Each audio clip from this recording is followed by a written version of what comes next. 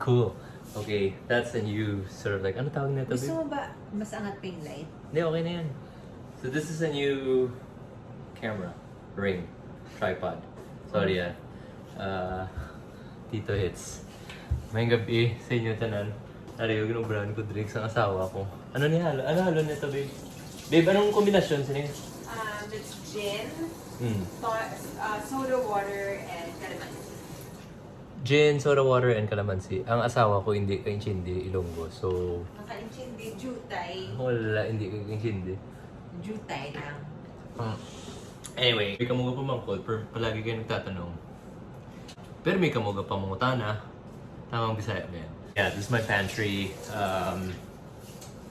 I got some Korean stuff here. And then just some sauces. I have like Middle Eastern sauces from that we got from Dubai. So every time pre-COVID, pag nagta-travel kami, we always get stuff. And ito yung sa gitna, kung napansin nyo, ito yung pinaka-pagulo. Kasi ito yung palagi namin ginagamit. So kumaga, so right, garlic, all the chili sauces are here. Supposedly, naka-section to, pero medyo yung magulo. Then itong area na to are our soy sauce, oyster sauce, sesame oil. Then obviously our knife racks. And then this part here is the vinegar section. Over here is all our booze for cooking. And then I'll show you guys. Okay, ito naman yung different olive oils. Salt section, different kinds of salt, different kinds of mushroom powder because we're into the umami powders. Basically, FIFO kami, first in, first out. So meron kaming cabbage, tirang cabbage, natirang lettuce, taugi, natirang kansi from Sarsa. I have a drink para makapanumdum ko kung anong lutuon ko. Kaya at the same time, ginap ako kapanumdum kung ano ang gid ang lutuon ko. Kay galibog ang ulo ko, kay ang asawa ko hambalya dasigon ko lang kuno magluto. What? Wife is topping me up with a new drink. Thank you, gid. Oh, medyo matapang to ah. Red onions.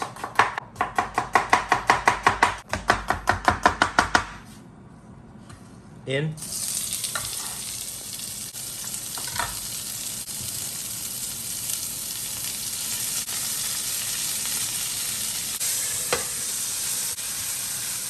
I want to cook the onions first.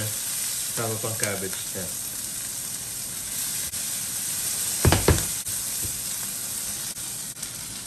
Given the choice, would you rather have an induction stove or gas? If I live in a home, gas, definitely.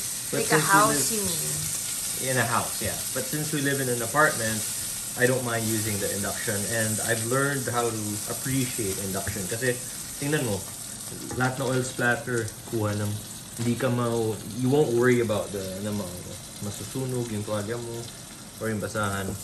Onions, cabbage, and then ito.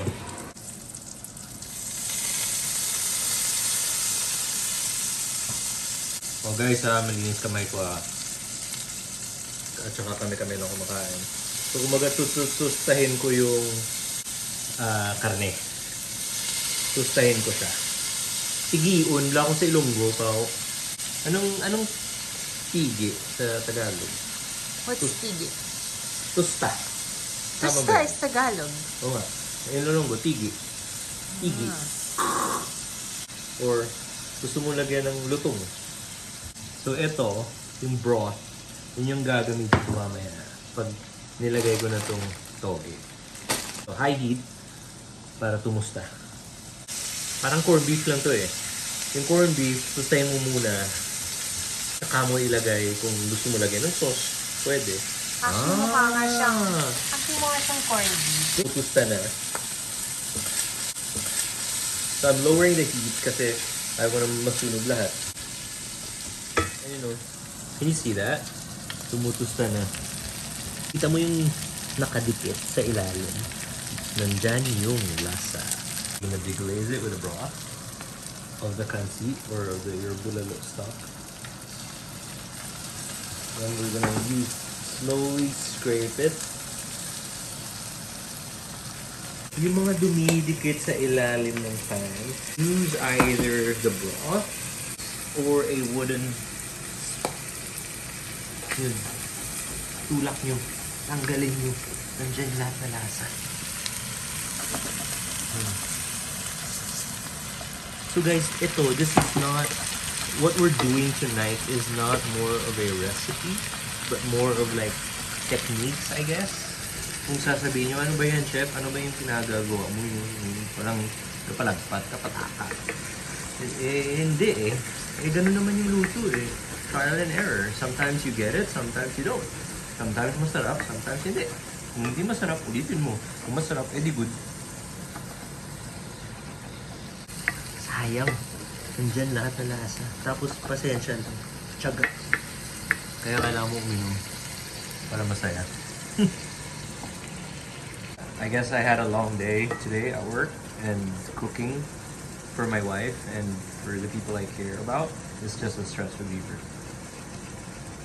You do it every day, you do it for a living, but then if you cook for someone that you care about, then tuloy-tuloy lang. You know, tanggal na, natatanggal na.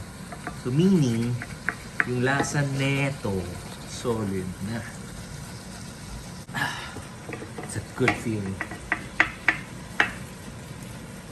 Tignan natin ihulog yung taugi. It feels like may masarap na pares. Parang ganito yung feeling, pero iba. I mean, meaning, when I say iba, iba yung kombinasyon. So siguro let's stop there, even though marami pa tayong taugi. So what I'm gonna do is I'm just going to Ziploc. Oh, masarap dito, Cams. Sweet soy. Okay, kamay. Pero masarap yung oyster sauce dito. What do you think? Huwag na, chili garlic na lang tayo. Oh, okay. Hindi, mamaya na. That's, kanya-kanya lang na. Sige. Kasi you want the taugi to be crunchy. So, eto, tingnan nyo. Ayan. Hindi malinis ulit. Diba? Tapos linis na tayo ulit mamaya. Alright, I'm gonna criticize myself. This is the taugi with kansi and tendon. This I actually tasted already.